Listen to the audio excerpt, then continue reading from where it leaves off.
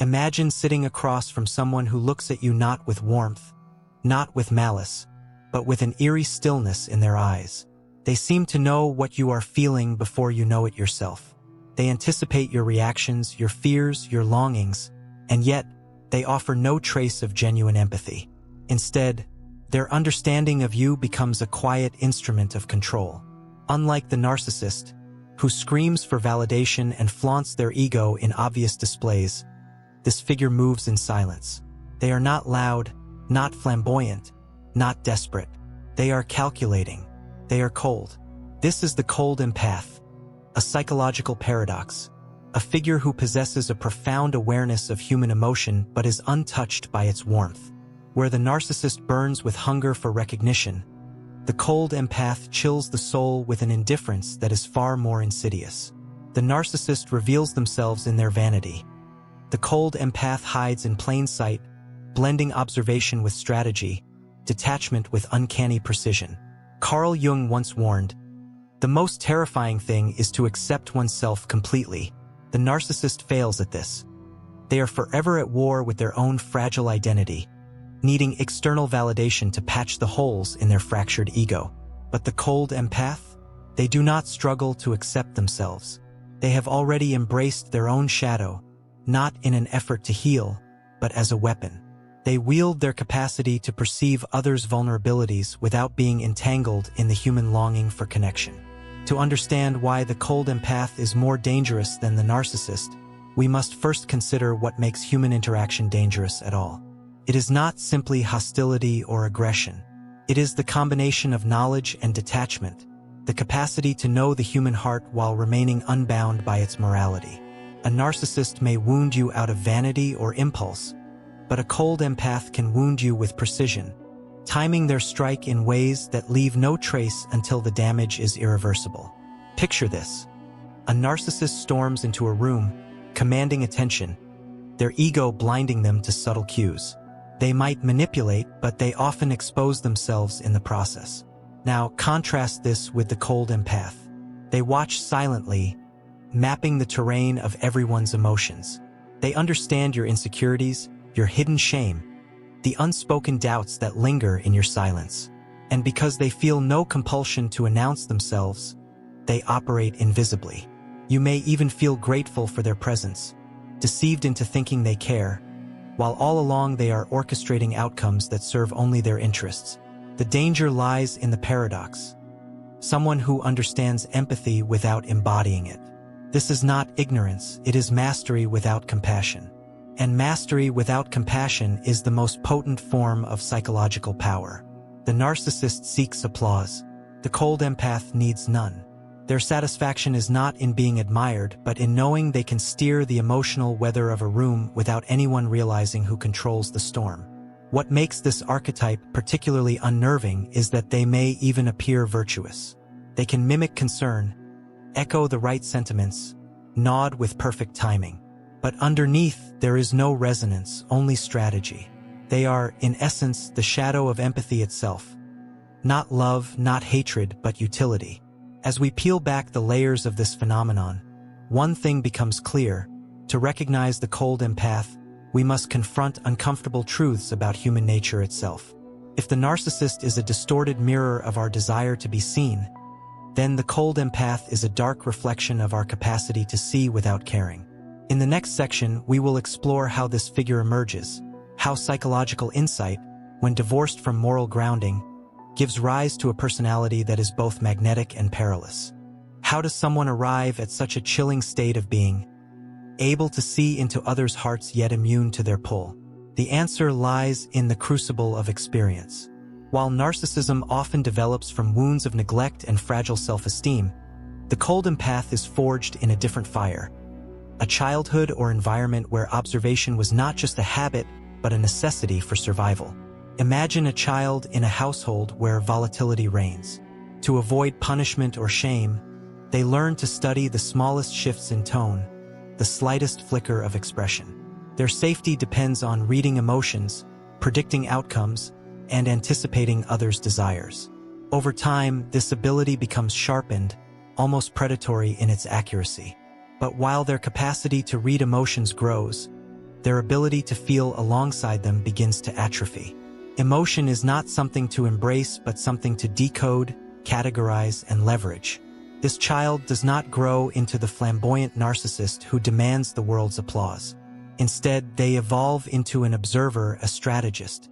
They learn that empathy can be a tool, not a bond.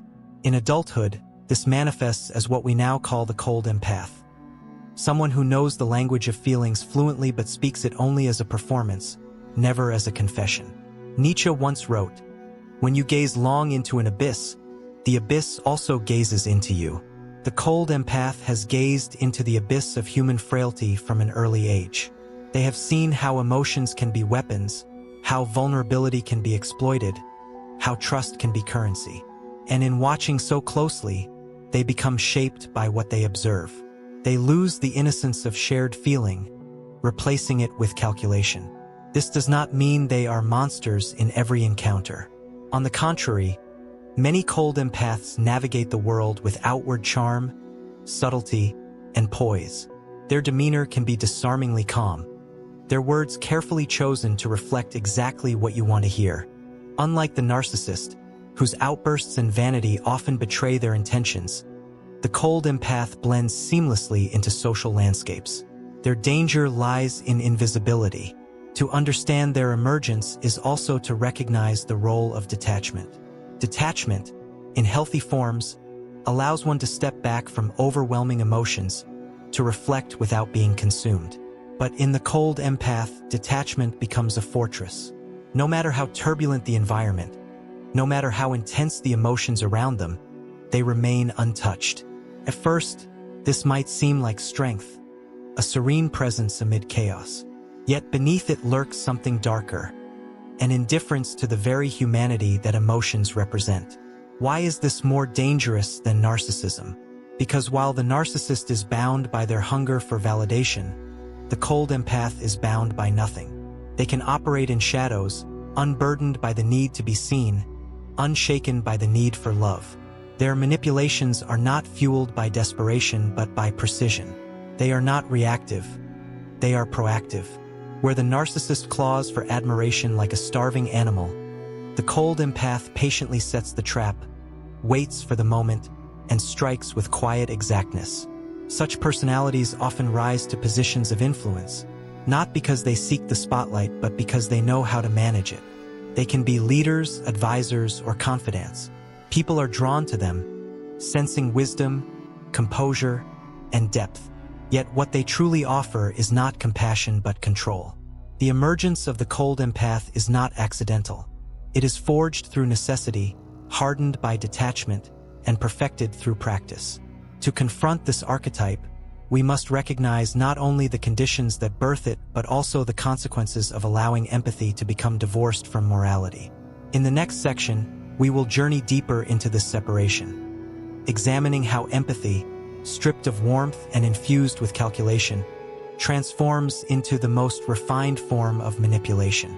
To understand the danger of the cold empath, we must look at how empathy itself becomes weaponized. Empathy, in its pure form, is the bridge between souls, a way of resonating with another's joys and sorrows. It is what allows us to connect, to forgive, to love. Yet when stripped of compassion and filtered through detachment, empathy is transformed into something surgical, precise, and potentially devastating. The cold empath does not use empathy to share your burden but to map it. Every pause in your voice, every hesitation in your eyes, every tremor in your silence becomes data.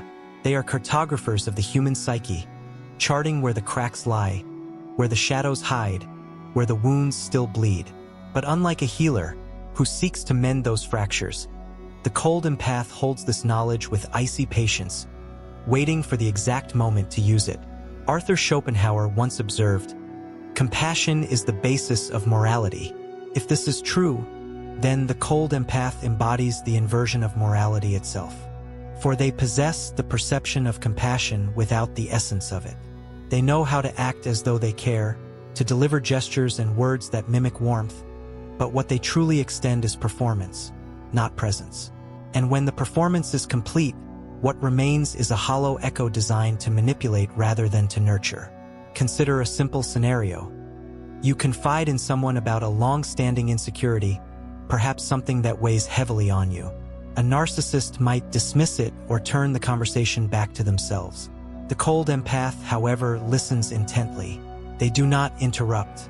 They nod, they mirror, they validate. You walk away feeling understood, maybe even relieved. Yet weeks or months later, in a moment of subtle conflict, they reveal that very insecurity back to you. Not in anger, not in open confrontation, but in a carefully chosen phrase that cuts with surgical precision. You do not even realize, at first, that the wound was deliberate. That is their genius. What makes this particularly unsettling is that cold empaths often operate without overt malice. Their manipulation can be quiet, gradual, and almost invisible. They don't need to dominate you openly. They simply need to tilt the scales in their favor, inch by inch. In professional settings, this may mean steering decisions without appearing to lead. In personal relationships, it may mean binding you to them through subtle dependency. They don't command loyalty, they engineer it. This is why many who encounter a cold empath describe a sense of being disarmed or unraveled without knowing why. The power of the cold empath lies not in dramatic gestures but in microcalibrations, the ability to push just enough, to affirm just enough, to withhold just enough.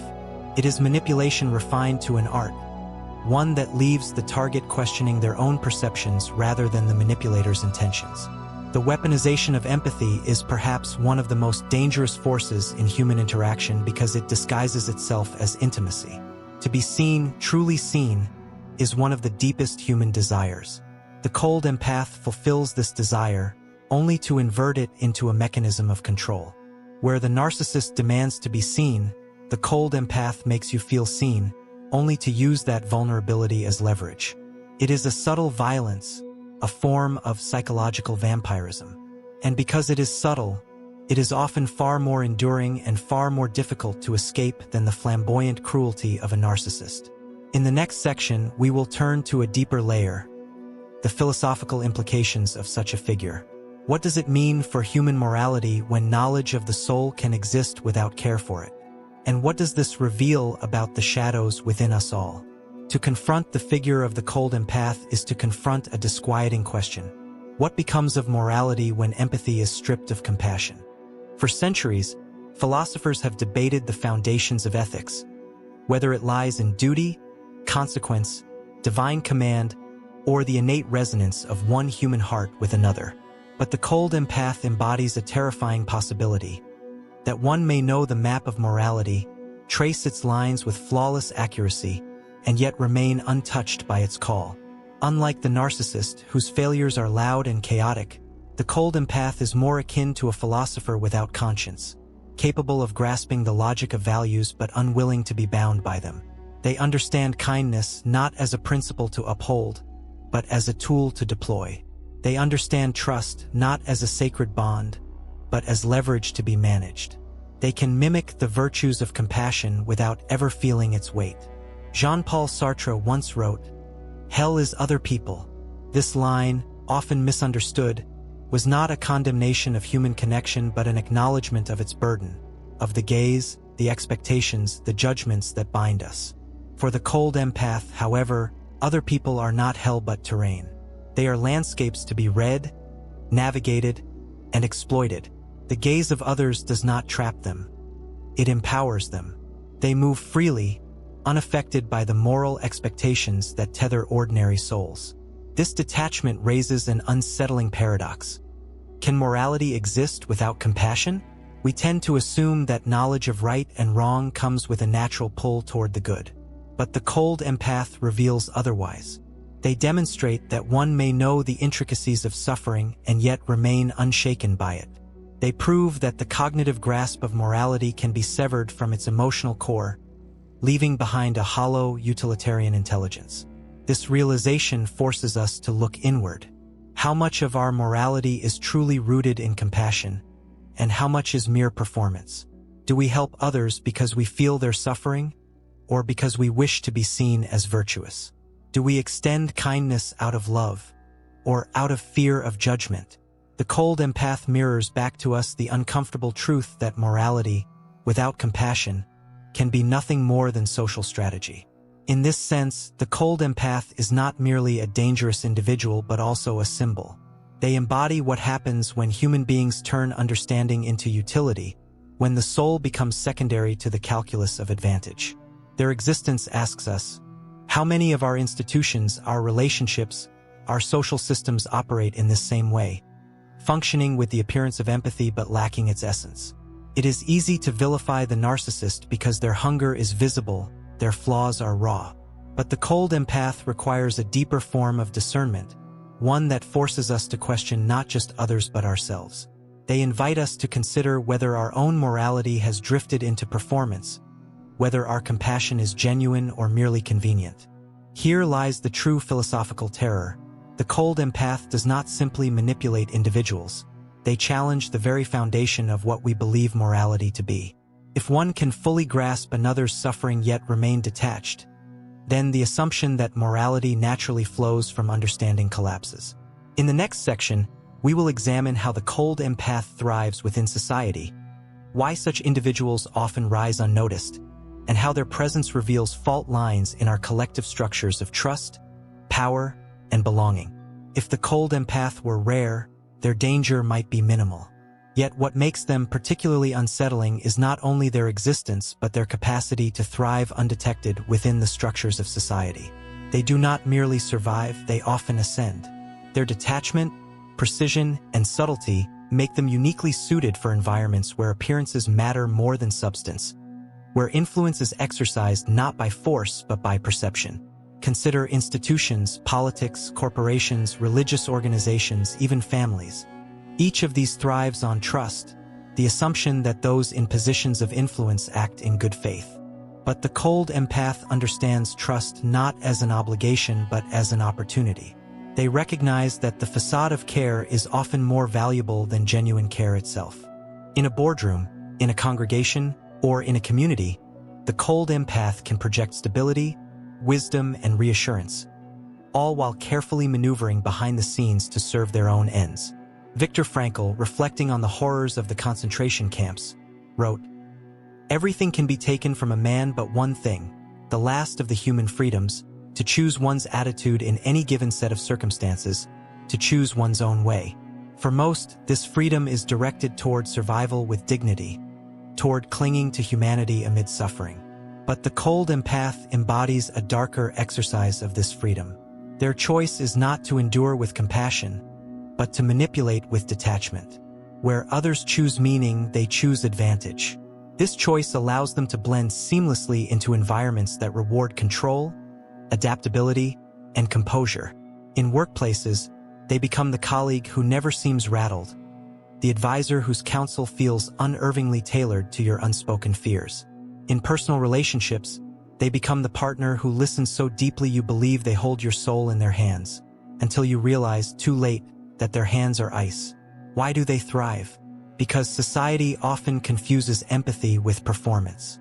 We applaud those who appear composed, attentive, and emotionally intelligent, even if these qualities are mere mimicry. We rarely question whether the resonance we feel is genuine or manufactured. In a culture increasingly obsessed with image, with the curation of authenticity, the cold empath finds fertile ground. They can wear empathy as costume, and no one dares to check beneath the mask. Moreover, their very detachment grants them power.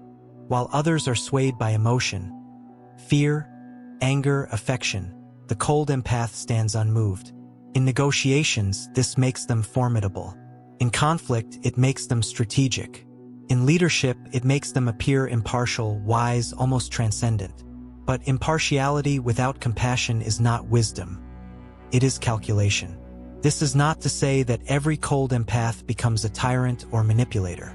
Some may function in ways that are socially beneficial, using their detachment to make rational decisions in crises, to manage chaos without panic. But even in these cases, their power rests on a chilling truth. They do not care. Their choices may align with the greater good, but not out of devotion to it. Theirs is a morality of convenience, not conviction. Thus, the cold empath thrives not only because of their own skill but because of society's blindness, our tendency to equate performance with authenticity, composure with virtue, detachment with strength. They reflect back to us our own superficiality, our willingness to be deceived by appearances rather than substance. In the final section, we will turn from the figure of the cold empath to ourselves. For if their existence reveals a shadow in human nature, the pressing question is not only how to recognize them, but how to confront the shadow within us that makes their influence possible. We have walked through the unsettling corridors of the cold empath, their origins, their strategies, their philosophy, and their thriving presence in society. Yet the most disturbing realization is not simply that such people exist. It is that they reveal something within us.